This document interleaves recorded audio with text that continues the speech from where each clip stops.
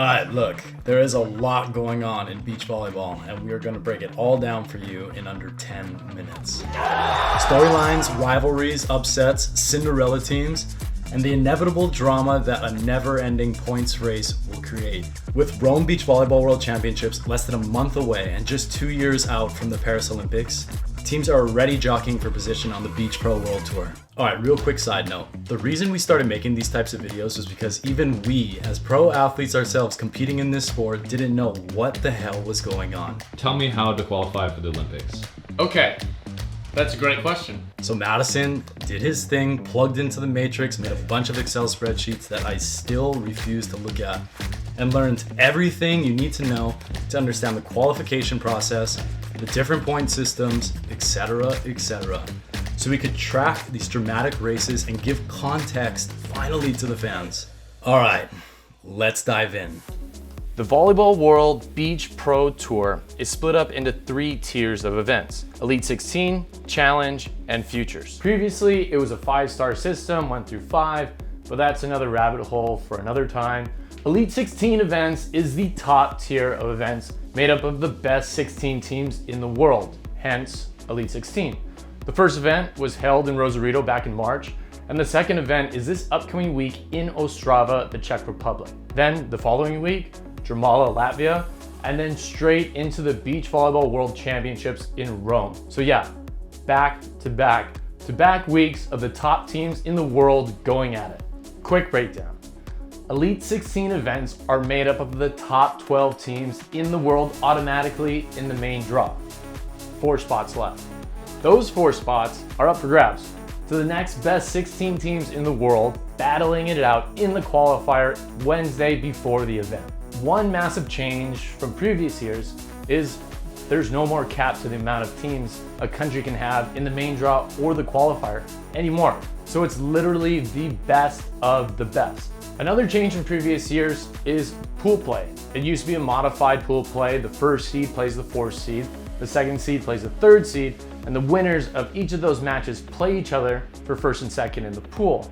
And the losers play off for 3rd and 4th, and 1st through 3rd in the pool make it out to the 16-team elimination round. That's gone now, at least at the Elite 16 events. Now we have the traditional round robin pool play. 4 pools of 4, everyone plays everyone in the pool, but only the top 2 make it out.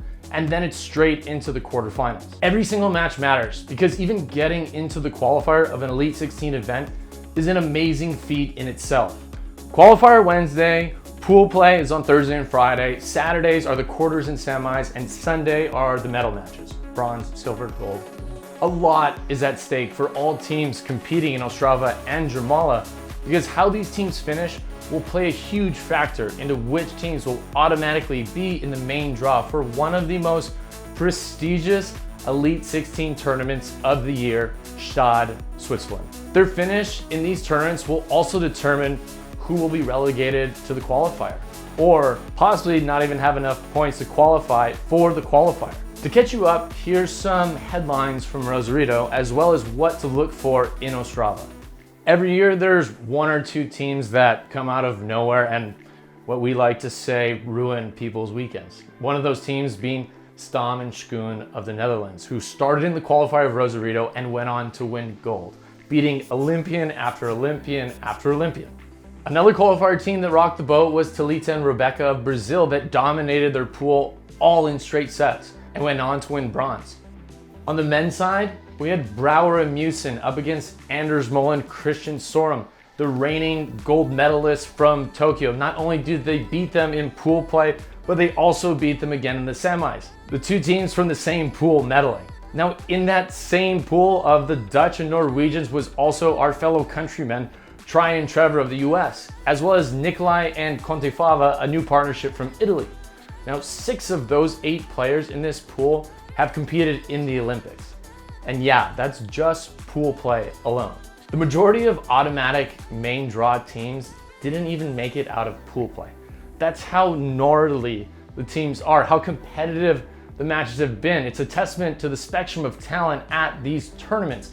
It doesn't matter what stage of the tournament, qualifier to finals, upsets happened every hour it seemed. No team is safe. There's no easy wins, and the teams are all well aware of that now heading into Ostrava. So, what to look for in Ostrava?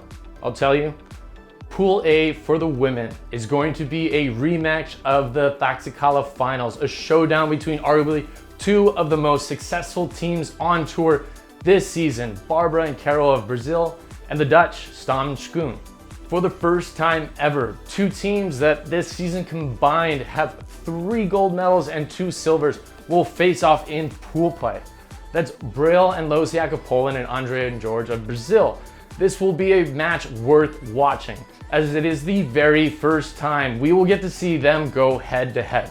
Next is Kravsinoka and Graudina of Latvia versus Duda and Ana Patricia of Brazil that are in Pool B yet again. Now in Rosarito, although Duda and Ana Patricia beat the Latvians back in pool play, the Latvians still advanced, going on to win silver, while Duda and Ana Patricia, one of the favored teams to medal in Rosarito, and that's not just me saying it, were ousted in the quarters. And going back to the Dutch, Brouwer, Musen, and Anders and Christian are once again in the same pool. Now, could the Dutch continue their season 3-0 against the Vikings?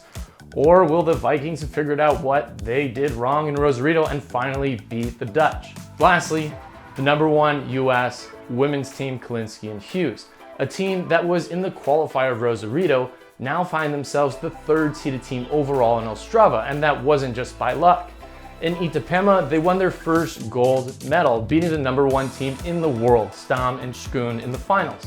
They're trending upwards, but no pool is easy, as the 2nd seed in their pool is a team that you can never not consider when thinking about who could potentially win a medal in this tournament. That team being Sarah Pavin and Melissa Humana Paredes of Canada. Now, the toughest men's pool, I honestly couldn't tell you because of the qualifier, which just ended about now. So you can watch all those qualifying matches and pool play that starts tomorrow, all on Volleyball World TV. I could go on and on, but Riley, who's sitting behind the camera, has already told me that I've spoken way too much. And if you have any questions, comments, counter arguments to anything we mentioned above, please leave them in the comment section below.